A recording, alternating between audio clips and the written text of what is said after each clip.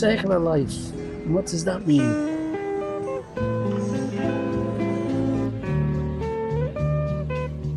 And you know how I know it's posh? Two nappies. And Liverpool was one of the first places that, you know, for the UK. They bring tea from India, cotton from America, all kinds of stuff. Little Johnny, I was born here. I was born in Liverpool. That's Liverpool too. I was born in Liverpool 20. Liverpool got hammered from the Second World War because it was the docks. It was the supplies. It was supplies for the, those American troops came in, ammunition from America. There was also supplies, food, everything. So the Germans, of course, they wanted to stop the flow, especially the ammunition. So Liverpool got thrashed. I lived in a place called Berry Street in Bootle, and I lived in 105 Berry Street. And then there was, right next to our house, was an empty field, only tiny terraced empty field. And in that empty field, they went to 101. I got him, I seen it, I'm watching, you relax. He's that fucking there. He was too fast for everyone. So there was 105 Berry Street, blank, and then 101. So the bomb hit 103. So if it had moved 6 inches, I might be talking to your cameras today, because that's how fortunate the Rafferty were. Talk about the lucky Irish. My grandkids, great grandkids, whatever. So at the end of the day, you'll all get a little taste of the history of Liverpool and the history of Johnny Rafferty.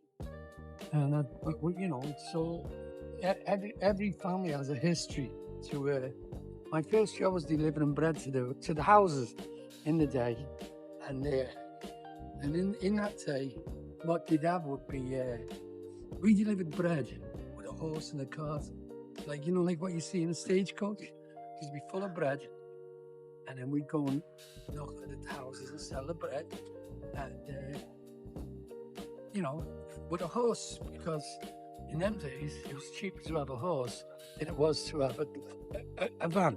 Some had vans, some had horses, and so that was what it was. I always remember we'd go down the freeway on a horse and we'd race each other, when we were 15 and 16. So that was my first job, the Cunard building. Cunard building. You've heard of the Cunard, the White Star Cunard. Yeah. We'll get to that one as far as the Sylvania. You've been in the pub anyway. But yeah. So now you're coming to the little. This here is the Pierhead. This used to be. This was the Liverpool. This was the terminal for all the buses that'd take you to your housing estates and that. And then that Pierhead would take you from there to across the water to Birkenhead. And so this was cobblestones. I don't know if this is true or not, but I always thought cobblestones is because of the horses and they didn't slip. I don't know. I don't know if I made that up or I heard it. But this is where going. Let's keep going. I'm leading into. I don't want to bring up, because everyone assumes Liverpool's famous for the Beatles, and it's part of our culture is the Beatles. Liverpool goes deeper than the Beatles, but it's very proud and it's very, it's very nostalgic. I signed on a ship, and it was a tramp ship. Now the tramp ship, nobody wants it, as I just explained, because it's too long. They don't know when they're going to come home. You can't sign off the ship until it touches a British port. So the only crew were all the bad boys. You get bad reports, no other company, they look at you, no other company want you. So these tramp ships, they have to take it for employment. So based on that, I joined it. And then nearly 12 months I went around the world before I touched England at 16. But it was rough. It was, scallies, drunkards, fighters. It was just violent. It was 11 months violent. So I grew up really quick. and I could use my hands. You learn to fight and you learn to be quick. And if you can't fight, you bullshit, you bluff. So I was one of them, in Bahrain. Oh, and I was in somewhere, and I think I got burnt on my belly, something like blisters and all. So I had to go to the doctor. It was like some, I think it was Bahrain or one of them, 120 degrees. And all the taxis are outside. And this fella said, follow me. So I did. And he had a bike, and I got on his crossbar and took me all the way through these little villages to the doctors on his bike, on the crossbar. So that was an experience when you're 16. You know what I mean? You're like, my God. I remember one time when the ship, air conditioning gave up on the ship in again, Tehran or Q8 or one of them. And you couldn't even touch the metal. You couldn't even touch the metal because it was roasting. So they bring in blocks of ice. And one time we were in the one time I was in the Bermuda Triangle. And on the Bermuda Triangle, we were all going along, and bang, we felt this bump, and one of the propellers either came off or it was buckled. So we had to hobble into port. And when we hobbled into port, we had to stay there. Lucky for us, about 10 days to get repaired. So that was 10 days of paradise. Sometimes there'd be drunken chefs, really bad drunken asshole chefs. And every time I walked in, because I was a little skinny thing, they'd all have a go at me. So one time this big fat chef had a go at me, so I punched him. I stuck one on him. So we'd go in and get tanked up.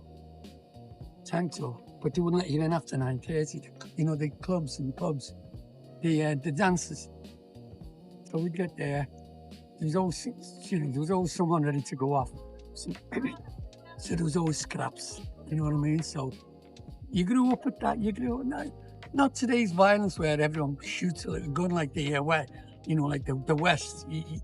It was all fisticuffs, so there was no knives hardly. There was no there was a few chains and not really. It was more fists and belt buckles. You've heard that song, Jerry Ferry Across the Mersey, I'm sure. So this is the ferry. Yeah, that's the ferry. That what you're looking at? That's the ferry, and it takes you to the Mersey.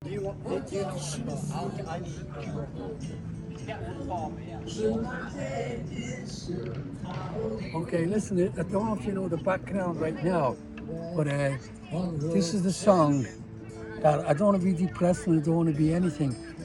But when I'm going up to the big shampoo bowl in the sky, hopefully I'll meet a few Evertonians there. This is the song that I hope to play on my last farewell, because what it's saying is there are places I remember. Well, circular life. What does that mean? From the Bahamas to Santa Barbara to Bootle, so all the world, everywhere, all the world, you go in a circle, and you start from Bootle, and you end up in Bootle. It's been a journey from selling a beetroot to a bottle of shampoo, and that journey has been successful in the world of business. But more than anything, at the end of the day, no matter how much business you have and how much success you have, the most part of success is the success of being comfortable and not worrying about stuff.